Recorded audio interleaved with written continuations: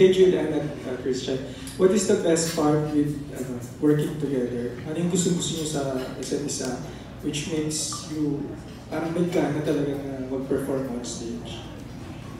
I think nasagot na po namin ni Christian kanina. Wala po akong kahit anong problema kay Christian. Like, kahit anong problema. Oo. Libre mo din ako. Libre Hindi. We always get each other pagdating po sa mga bagay-bagay. Specifically sa mga kanta namin, sa mga ginagawa namin, sa life din. So, wala po akong problema. Like, speechless. Wala po akong problema kay Christian. As in, we're good friends. Sobrang ganun kami, solid kami. So, I think na hindi, yung bond namin together, hindi siya nawawala pag nasa stage na kami. Ako naman maiba lang, Julie, ngayon ko lang. May problema. Actually, Julie, may problema front of the sa first, gusto ko lang sabihin. mas naging close kami ni Julie, definitely. Sa lahat ng tours, sa lahat ng shows together, nagsasaluhan kami on stage. Like, if there are times na I miss something or she misses something, biglang marinig ko lang yung boses niya or marinig ko lang yung boses ko. We're partners as well. And again, we're na-developed also because, again, of GMA giving us all these shows. And with her, very professional. Alam mo sa Studio 7, totoo yung sinasabi mo, mami. All the girls look up to her. Pressure, hindi talaga. Parang, remember that last taping na parang hindi that Beyonce dance? Ano yan? Ano yung pinagda niya? Formation. Like, you should have seen like all the young girls at the back, like watching the TV screen. Na talaga, wow, I wanna be like Julie. So, you are really leading the pack na for the China. Pack na.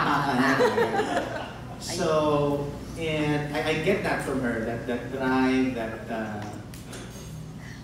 that awesomeness, and talagang I'm glad na we are still able to do these tours together. And now with our fellow brothers and sisters, and younger, titas, and our titas. Wow! Grabe siya, oh. Bilis, ano pa? Ano pa may dadagdag natin sa pagpuri ni Julian sa musik? Hindi si Julie talaga, hindi magaling. Lagi sinasabi sa kanya, prepared talaga palagi kapag lumalabas. So hindi mo siya halos hindi mo siya makikitaan ng mali. Uncomparable. Kaya ibang tao nagkamali sa kanya. Ayan na, Fred, ha? Kita. Kita. Paki-expound. Iba lang yung nagkakamali siya, hindi. Oo. On. Julie. Alam mo yan. Pero sa inyo, Pay na mga tubig. sa inyo apat, only because you've been in the industry for a longer time na compared dito sa dalang baguhan natin. Ano yung feeling nyo whenever you're being pitted with other performers? Yung naikumpara, kung sino mas magaling. Ano yung opinion nyo pagdating sa ganun?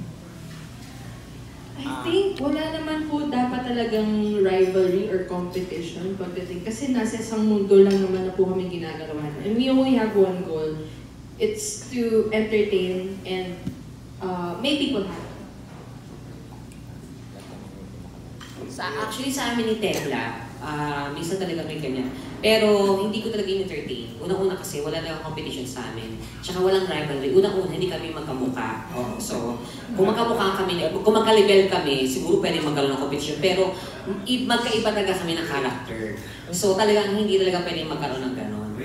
Nagkakaroon ng rivalry pag hindi nakikinig sa akin minsan. Pag sabi maligo ka, ayaw talaga maligo. Pag gano'n. Ba't ako kailangan mabango lahat? Kailangan may iba para pagdating ko, andyan sa Tekla. Hindi, may kanya-kanyang galing naman ng bawat performer. Tama, yun. Yes, kahit ano ba yan, hindi pwedeng ikumpara. Christian?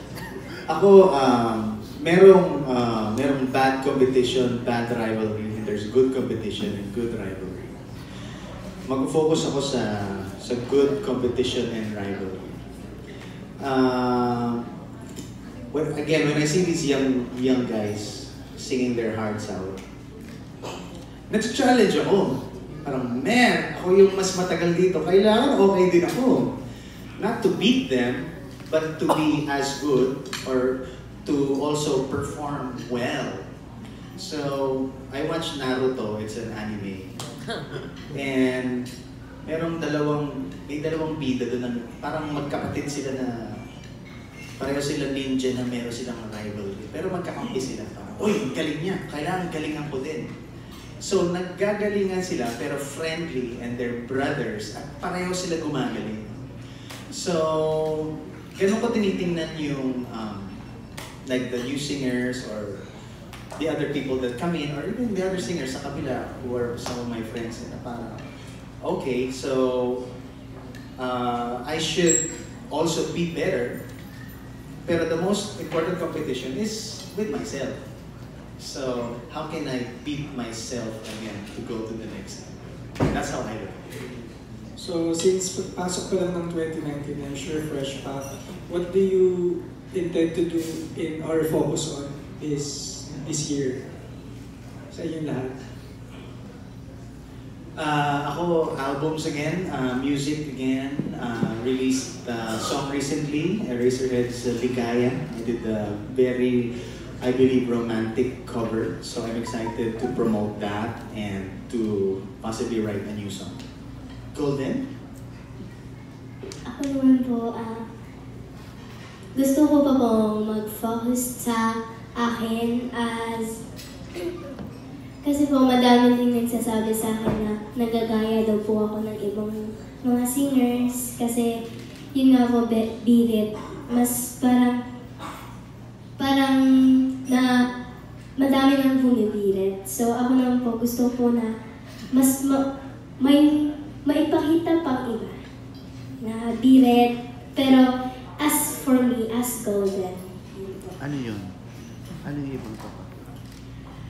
Sa ngayon po, nag-work po ako na gusto ko hanapin na as Golden. Yan. Golden Biret. Golden period. Kantayin mo yung ano?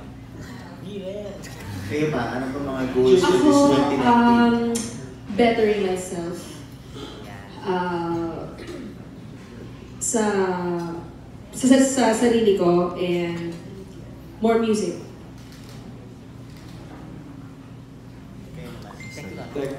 Ako magparito. Bagong week. Magpaparito ako. Nagsawa na. Hindi. Gusto kong mag-focus sa yung serious drama. Ayan, ako abangan mo yung Saturday. Gusto kong makita yung galing ko dun sa ganung part. Acting, yung heavy.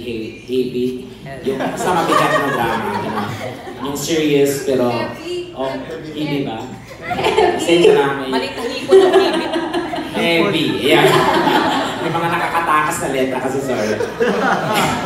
And of course, kailangan namin parang level up sa new comedy kasi ang audience ngayon or yung mga talagang kailangan ang comedy kasi hindi na itong palamya. Talagang kailangan level up, bagong new fresh idea and bagong atake ng komedya.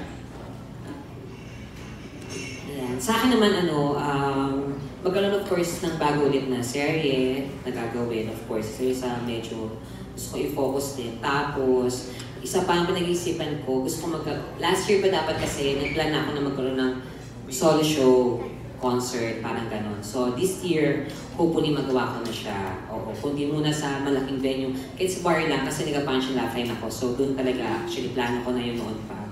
So, baka doon magkaroon, or kung mas maging okay, sa Music Museum. So, yun. Tapos yun, sa show namin, yun, focusing kami. So, tsaka sa sarili ko, love myself first. Diba, Judy? I love you, Judy. You deserve. Ayun po, sa akin po, siguro po bettering myself nga rin po as a person and also as an artist. Work out more, parang train myself more to be an even better artist po. We have we're provided with dance workshops, singing workshops po, acting workshops and all that. So sana po tuloy-tuloy to get my name out there pa po even more. So, thank you po. Christian, napapansin mo ba ngayon kung nagbago na ang taste ng mga manonood ng concerts? Well, like in movies, iba na rin ang type ng mga manonood ng audience. Sa concert ba, tingin mo nagbago rin? Since nabanggit ni Tekla kanina na gusto nilang taas pa ang level ng comedy, so pabago ng pabago. Then, iba na yung demands din ng mga tao sa pinapanood nila. Ganun din ba sa concerts? Okay, yung concert scene na yun, dynamic in many ways. So, meron yung mga concert na pinoproduce ng mga TV stations, for example. So, iba yun. Kung sino yung may mga shows sa TV, kung sino yung may current movies. Usually, kapag hit show, hit movie, concert. The other side naman are the indie artists na millions of streams sa Spotify, millions sa YouTube, and nagko-concert din sila. Pero, sorry Christian, pero pasigin ko lang, may mga nagko-concert, nag-hit ng concert, na hindi naman sila magagaling kumanta. Pero nag-hit sila. So tingin mo nga nagbago. Sample, para alam ko kung paano. Meron man talaga hindi sila singer. Yes. Pero, well, Vice ganda, hindi naman talaga siya singer. Pero ibang performance niya. Pero nag-hit. Balak yata talbo ganito. Si Ann Curtis, aminado naman siya na yun siguro yung style niya. So, nag-iiba na yung taste ba talaga ng mga sa live performance? Okay. Kung nag-iiba ba yung taste, I think hindi naman nag-iiba yung taste. Ako, I have no problems if Anne or Vice wants to do a concert. I have no problems if a non-singer can do a concert. Kasi nga, ang ginagawa lang naman nila, ini-entertain yung fans nila. So, kung napapak nila yung mga Araneta or MOA, dahil gusto lang nila magsaya, parang, yeah, sure, go ahead. Pero meron din naman kasing mga concert na yung may kumakanta, na banda, napupuno rin naman. So, ngayon talaga kasi with again, the digital world, kahit sino na talaga pwede mag-concert. Yeah. And ang gusto ko lang din ipa-share sa akin lahat. Right now, the measure now is not always ilang Araneta ka na ba or ilang arena ka na ba. Ang kailangan mo lang gawin is nagko-concert ka pa ba? Katulad to ng advice ng mga mentors namin. Ayan, sina Sir Gary, Ogie, Regine, our mentors. Na lagi ka dapat mag-concert. Concert na lang mag-concert. Whether small or big, dapat di ka, basta kumanta ka lang kumanta. So, hindi, kahit di ka kumakanta, kung mag-concert ka, papasaya yung mga tao, go lang. Wala akong problema doon. Basta masaya lahat. So, Tekla, yung sinabi mo kanina na gusto nyo rin mag-discover pa ng ibang ng pag-comedy. Saan kayo kumukuha ng? Paano nyo gagawin? Kasi ang comedy hindi naman pinag-aaralan yun. Pero as long as, kasi iba na talaga ngayon, lalo pag nagpe-perform kami, kaya lang ang comedy talagang hindi na pwede malamiyak. Kaya lang yung energy mo, yung bitaw mo, bawat bitaw mo ng punchline, kaya lang with conviction na tindi. Kasi gawa na rin ng mga YouTube na yan namamatay yung industriya ng live entertainment. Kaya, so, sayang po yung mga fresh ideas na dapat na-preserve lang sa amin. Kaso, di ba, nape-prep. Kaya minsan bibitaw ka, ay, alam ko na yan. Napanood na nila yan. Oo. Kasi nga kayo, sa YouTube na rin kayo nakikita. Kasi so pag binubook kayo ng mga producers, tinitingnan mo na kayo sa YouTube. Minsan nga po, di na natutuloy sa YouTube na lang sila. Nagpapatikit na lang po sila. Oo. May dagdag ka ba? And usually kasi ang pagko-comedy talaga, minsan nasa sarili na yan eh. Oo, nasa kumbaga parang talent mo na yan.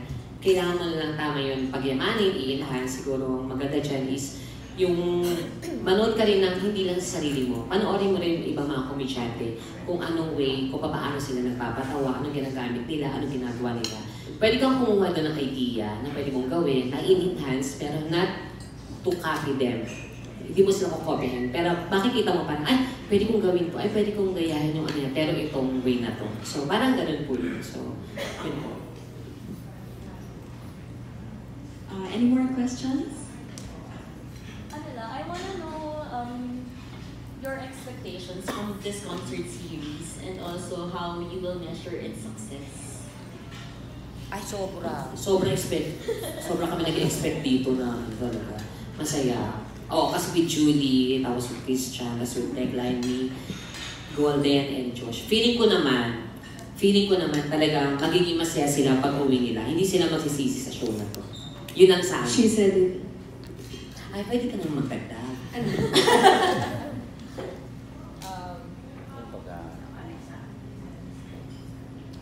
Well, so ngayon dalawa na yung shows, right? Ang ganda Iloilo and Cagayan. We hope na dumami pa venues. And again, the goal is, I hope that they have a good time. Yes, and the goal of the show, kasi fun night only. So, fun lang dapat lahat. Kumbaga, hindi sila magsisisi sa pag-uwi silang masaya. Kasi we promise that we give our talent fees. Sagot ko na yung pa-dinner, gano'n. Ihatin namin isa't isa. Gano'n na. Talagang ibibigay namin yung pinaka-the best. Ang maganda kasi doon, talagang may mga support si Christian, si Julie meron din, si Golden for sure. Sa amin meron din. So pag pinagsama-sama yun, full pa. So talagang marinig nila yung kagandahan ng voice ni Christian, ni Julie, ni Golden, ni Josh. Pagdating sa amin, iiyak naman sila katatawa. So yun talaga ang main goal namin. Umiyak sila, tumawa sila, mamanga sila sa mga boses ng mga singers natin.